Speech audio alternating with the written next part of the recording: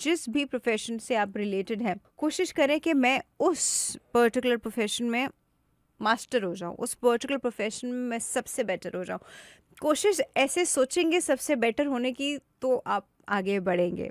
अगर आप मतलब ये भी नहीं सोचें कि मैं बेटर हूँ, हाँ बस ठीक है चल रहा है जैसा है, हाँ हो जाएगा, तो फिर आप ऐसे ही रह जाएंगे जैसे हैं।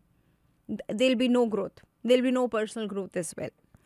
जब तक आप अपने अंदर इम्प्रूवमेंट्स नहीं लाते रहेंगे, अपने आप को टाइम के साथ सिंक नहीं करेंगे, तब तक आप आगे नहीं बढ़ पाएंगे। ठीक है।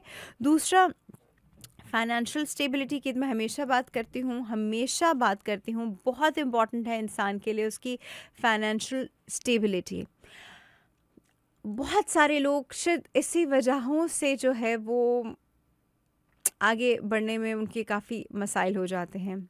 हमेशा जैसे कहते हैं ना कि इंसान को एक पर्टिकुलर पोर्शन जो है सेविंग और इन्वेस्टमेंट का, चाहे वो जितना भी कमा रहा हो, जितना भी कमा रहा हो, चाहे वो 10,000 कमा रहा हो, चाहे 10 लाख कमा रहा हो, एक पर्टिकुलर पोर्शन उसका सेविंग और इन्वेस्टमेंट का ज़रूर होना चाहिए। अगर आपके पास वो पर्टिकुलर पोर्शन नहीं है, जो आया उड़ा दिया, जो आया ख़त्म हो गया, तो फिर आप ज़ीरो पे ही हैं।